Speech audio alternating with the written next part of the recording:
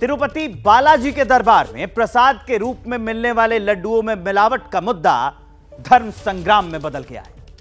आंध्र प्रदेश की सत्ताधारी party TDP और वाईएसआर कांग्रेस दोनों आमने सामने हैं। टीडीपी की ओर से पेश की गई रिपोर्ट को चैलेंज किया जा रहा है।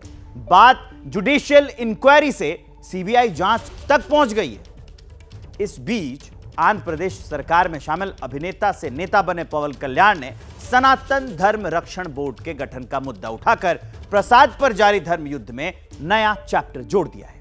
इधर सवाल यह भी उठ रहा है, क्या सस्ते के फेर में आस्था से खिलवाड़ किया गया? यह रिपोर्ट है, उसी पर देखिए।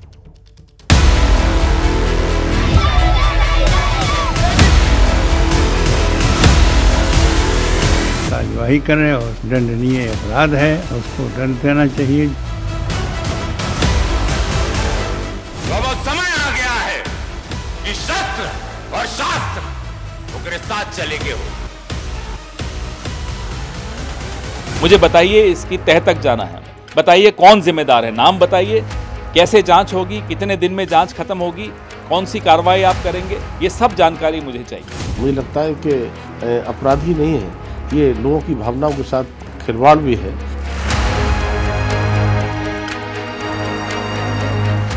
साधु संत गुस्से में हैं। हमारे आंध्र प्रदेश तिरुपति बालाजी में जो महापाप हुआ है, इसकी जांच होनी चाहिए। हिंदूवादी संगठनों में आक्रोश है। जो है फिश ऑयल और पशु की चर्बी पाए जाना, ये कितना घृणित कार्य किया है और पूरे जितने लोग षड्यंत्र में शामिल हैं, सबको सलाखों के पीछे होना चाहिए। और सियासत चैलेंजर मोड में है। We have also written to the Home Minister of India, Mr. Amit Shah, demanding for a CBI inquiry into this matter.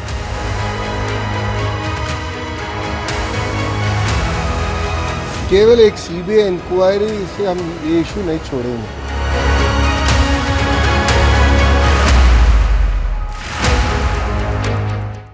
हर कोई जानना चाहता है कि शेषाचलम की पहाड़ियों पर बसे भगवान वेंकटेश्वर के दरबार में महापाप का सच क्या है। पहले समझिए, आंध्र प्रदेश की सत्ताधारी पार्टी टीडीपी की ओर से पेश की गई सैंपल रिपोर्ट में क्या दावा किया गया है। 19 सितंबर को सार्वजनिक की गई रिपोर्ट के जरिए घी में कई तरह की मिलावट का जिक्र है। मसलन लड्डू में इस्तेमाल होने वाले घी में सोयाबीन, सनफ्लावर, जैतून, नारियल, असली, कॉटन सीड, पाम ऑयल और इसके अलावा फिश ऑयल, बीफ टैलो और लार्ड की मिलावट की बात कही गई है। टीडीपी नेता अनम वेंकट रमन्ना रेड्डी की ओर से 19 सितंबर को सार्वजनिक की गई इस रिपोर्ट पर हंगामा मचा, सवाल उठा। महाप्रसाद में महामिलावट का खेल किसने खेला? क्या भावनाओं को ठेस पहुंचाने की साजिश की गई या आस्था को भ्रष्टाचार की खूंटी पर टांग दिया गया? इन सवालों पर आंध्र प्रदेश की सत्ताधारी पार्टी टीडीपी और 4 जून से पहले तक आंध्र प्रदेश की सत्ता में रही वाईएसआर कांग्रेस पार्टी आमने सामने है। మనోభావాలు దెబ్బతిన్నాయి। ఎవరు ఊహించలేదు వెంకటేశ్వర స్వామి హిందువులకి కలియుగ దేవుడు। And what has actually happened here is just a routine practice which has been twisted for political gains.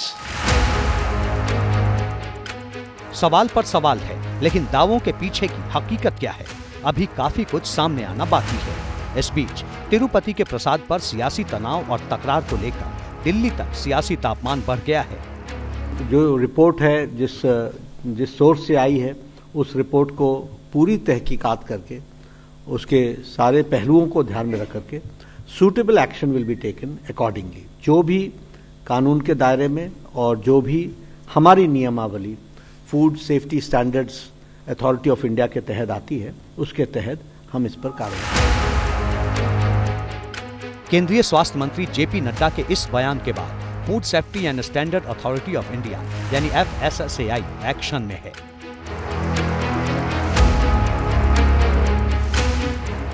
FSSAI ने जुलाई तक तिरुमला तिरुपति देवस्थानम को घी सप्लाई करने वाली AR डेयरी फूड्स को नोटिस जारी किया।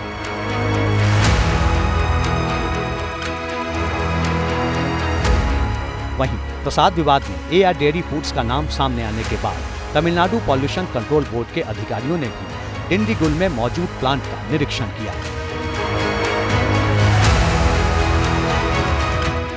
प्रसाद में मिलावट की बात सामने आने के बाद से ही तमिलनाडु की एआर डेयरी पर आरोप लग रहे हैं और इसी डेयरी को टीटीडी यानी तिरुमला तिरुपति देवस्थानम को घी सप्लाई करने का टेंडर देने के लिए आंध्र प्रदेश की पूर्व वाईएसआर कांग्रेस सरकार पर सवाल उठ रहे हैं।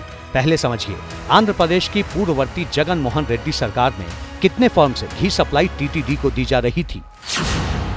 Premium agri foods, Kriparam dairy, Vaishnavi, Shri Parag milk, A R dairy foods, सभी फर्म 320 से 411 रुपए प्रति किलो की दर से टीटीडी को घी बेच रहे थे।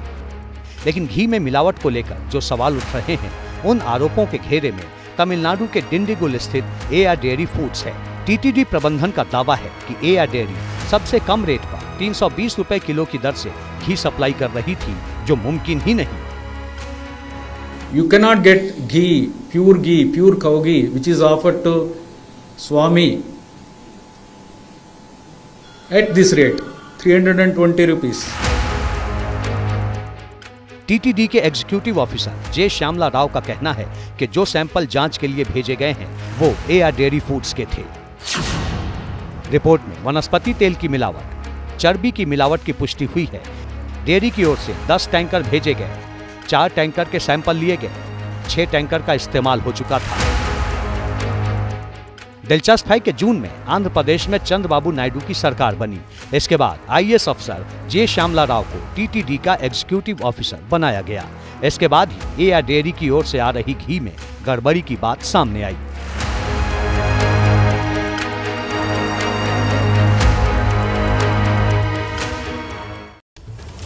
अब सवाल है, क्या एआर डेयरी फूड्स ने टीटीपी के भेजे गए घी में मिलावट की या फिर असली खेल कुछ और है? क्योंकि हर दिन बालाजी के दरबार में भक्तों के लिए 3.5 लाख लड्डू बनते हैं। एक अनुमान के मुताबिक एक दिन में 500 किलो घी की खपत होती है, तो वहीं 6 महीने की अवधि में टीटीपी तिरुमला के 1500 किलो के दायरे में 10 किलो घी जो है 1500 किलोमीटर के दायरे में ये 10 लाख किलो घी खरीदा जाता है। आंध्र प्रदेश से सिर्फ 5 लाख किलो घी खरीदा जाता है। और अगर पूरे देश की बात करें, क्योंकि इतनी जो बड़ी मात्रा है, इसके लिए एक राज्य से तो काम चलेगा नहीं, तो पूरे देश से 20,90,000 किलो घी जो है वो खरीदा जाता है।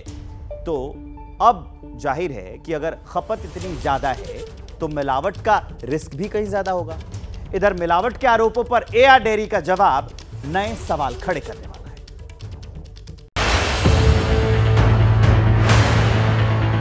तमिलनाडु के डिंडीगुल में मौजूद इस ग्रे कलर की बिल्डिंग पर पूरे देश की निगाहें हैं। वजह आप गेट की दाईं ओर लिखे फर्म के नाम से समझ सकते हैं। यहीं से तिरुपति बालाजी मंदिर को सस्ते रेट पर घी सप्लाई किया जा रहा था। इस पर सवाल उठे तो आरोप अधर्म की परिभाषा तय करने लगे। इधर एआर डेयरी प्रबंधन ने टीटीडी और आंध्र प्रदेश सरकार की ओर से पेश की गई रिपोर्ट को चैलेंज कर दिया है। आरोपों के जवाब में एआर डेयरी ने अपने प्रोडक्ट की एक रिपोर्ट जारी की है। ये जांच चेन्नई में मौजूद एसएमएस लैब में कराई गई है। रिपोर्ट के जरिए ये बताने की कोशिश की गई है कि उनके प्रोडक्ट में कोई मिलावट नहीं की गई। एआर डेयरी फूड्स का एक तर्क ये भी है कि टीटीडी की ओर से जारी की गई रिपोर्ट में ये कहीं नहीं कहा गया कि नमूना एआर डेयरी फूड्स के प्रोडक्ट का था। टीटीडी ने परीक्षण के बाद ही जून और जुलाई में हमारी डेयरी से घी लिया, जबकि जुलाई के बाद सप्लाई रोक दी गई, वेंडर भी बदल दिया गया।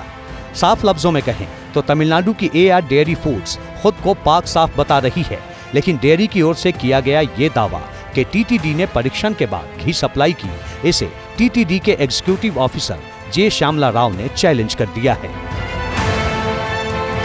We don't have any internal lab to test adulteration in the ghee. तो सवाल वही है, फिर एआर डेयरी किस परीक्षण के बाद सप्लाई देने की बात कर रही है? और दूसरा सवाल, सबसे अमीर हिंदू मंदिरों में से एक तिरुपति मंदिर में जहां हर साल लाखों किलो घी की खपत होती है, वहां जांच के लिए कोई लैब क्यों नहीं है? टीटीडी का दावा है कि अब इस दिशा में काम किया जा रहा है। एक सवाल ये भी है कि क्या लड्डू में मिलावट का कोई और कारण भी हो सकता है। पहले समझिए भगवान वेंकटेश्वर के धाम में लड्डू किस तरह बनाए जाते हैं। खास बात यह कि यहाँ पर लड्डू बनाने की पूरी प्रक्रिया को काफ़ी गुप्त और काफ़ी शुद्ध रखा जाता है। ये वो गोडाउन है, इस गोडाउन में यहाँ से लड्डू जो है, देखिए कैसे यहाँ लिखा हुआ है कि फ़ोन नहीं ले जा सकते हैं, सीसीटीवी कैमरा सर्वेलेंस है।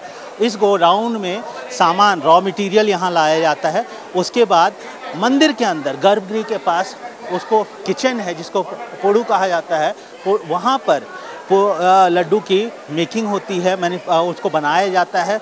एक्सपर्ट जो हैं, पुजारी जो होते हैं, लड्डू बनाने में भाग लेते हैं और उसके बाद लड्डू को बनाने के बाद लेकर यहाँ पर आया जाता है और काउंटर्स को दिया जाता है। बाद आप देख सकते हैं कैसे रॉ मटेरियल का यहाँ पर डस्ट भी, धूल उड़ता नज़र आ रहा है।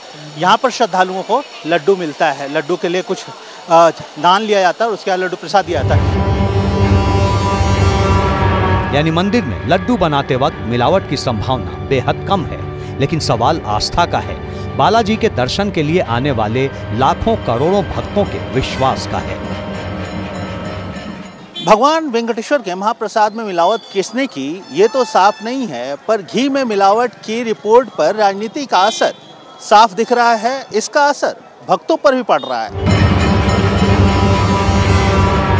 वैसे मिलावट की खबरों के बाद भी बालाजी के दरबार में आने वाला हर एक भक्त लड्डू ले रहा है, लेकिन मंदिर में आने वाले श्रद्धालुओं में प्रसाद को लेकर कहीं न कहीं शंका का भाव भी दिखाई देने लगा है। जी, हम लोगों ने लड्डू बिल्कुल नहीं लिया। 10 लड्डू हर बार लेके जाते थे। इस बार ट्रैवलिंग के साथ जो 1 लड्डू मिलता है, बस वही 1 लड्डू लिए हैं।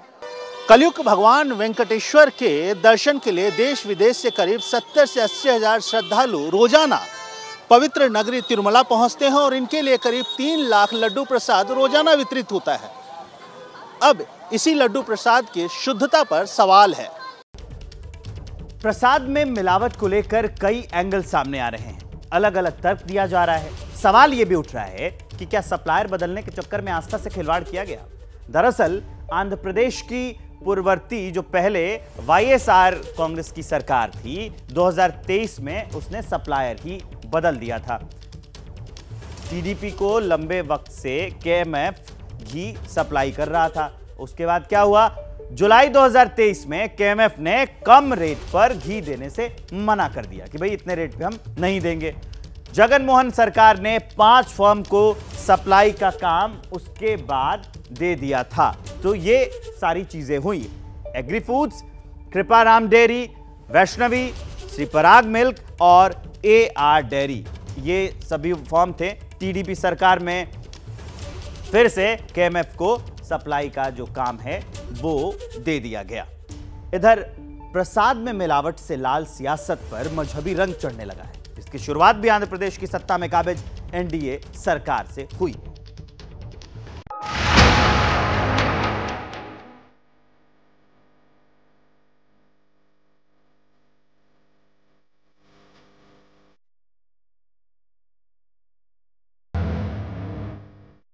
महाप्रसाद में मिलावट किसने की, मिलावट के आरोपों का पूरा सच क्या है। गुजरात की एनडीडीबी काल्फ के हवाले से जो रिपोर्ट टीडीपी नेता अनव वेंकट रमन्ना ने दिखाई, उसकी प्रामाणिकता कितनी है। इन तमाम सवालों के बीच हिंदू बनाम ईसाई वाली जंग भी करवट लेने लगी है। It should be Sanatana Dharma Parirakshana Board is the order of the day. It is very essential. That's what I feel. Jana Sena party के मुखिया और आंध्र प्रदेश में चंद्रबाबू नायडू के नेतृत्व वाली एनडीए सरकार में मंत्री पवन कल्याण ने ये मांग क्यों उठाई, समझना मुश्किल नहीं है। दरअसल पूर्व सीएम वाईएस जगन मोहन रेड्डी ईसाई धर्म से ताल्लुक रखते हैं, जबकि मुख्यमंत्री एन चंद्रबाबू नायडू हिंदू धर्म से आते हैं। आंध्र प्रदेश में जब वाईएस जगन मोहन रेड्डी की सरकार थी, उस वक्त एन चंद्रबाबू नायडू और पवन कल्याण ने कई बार आरोप लगाए थे कि वाईएसआरसीपी की सरकार में हिंदुओं को निशाना बनाया जा रहा है। 2023 में पवन कल्याण ने कहा था कि वाईएसआरसीपी की सरकार में हिंदू मंदिरों पर 219 हमले किए गए। मौजूदा वक्त में भी आंध्र प्रदेश की राजनीति उसी दिशा में बढ़ती नजर आ रही है। हमारी आस्था के साथ भारी खिलवाड़ हुआ है। एक लैब टेस्ट की रिपोर्ट आप सार्वजनिक कर देते हैं और चुप हो जाते हैं। हमें नाम चाहिए, पूरे डिटेल्स चाहिए, किसने किया, कैसे किया, कब किया, क्यों किया, सब कुछ आना चाहिए सामने। और एक टाइम बाउंड इंक्वायरी होनी चाहिए, फास्ट ट्रैक पे होनी चाहिए, क्योंकि ये जो गुस्सा है हम लोगों का, ये भी हम सब्र ज़्यादा नहीं रख पाएंगे। कड़ी से कड़ी सज़ा होनी चाहिए। मिलावट के मुद्दे पर आंध्र प्रदेश की YSRCP और सत्ताधारी TDP आमने सामने हैं। इसके पीछे एक वजह ये भी है कि YSRCP की सरकार के वक्त YV सुब्बा रेड्डी TTD के चेयरमैन थे, जिनके बारे में कहा जाता है कि वो YS जगन मोहन रेड्डी के रिश्तेदार हैं, जिस पर सियासी घमासान छिड़ गया है। बालाजी मंदिर में मटन मीट द्वारा बीफ के मीट के लड्डू बना के बेचे हिंदुओं को दिए जा रहे हैं। मतलब लड्डू में मिलावट का मुद्दा सिर्फ आस्था से खिलवाड़ तक ही सीमित नहीं है, बल्कि धार्मिक ध्रुवीकरण वाला एंगल भी जुड़ने लगा है। इधर TTD कर्मचारी यूनियन संघ के अध्यक्ष के मुरली ने कार्रवाई की जगह मिलावट को सियासी मुद्दा बनाने के लिए नाराजगी जाहिर की है। फिलहाल हर किसी की नजर इस बात पर है कि मिलावट के आरोपों का पूरा सच क्या है।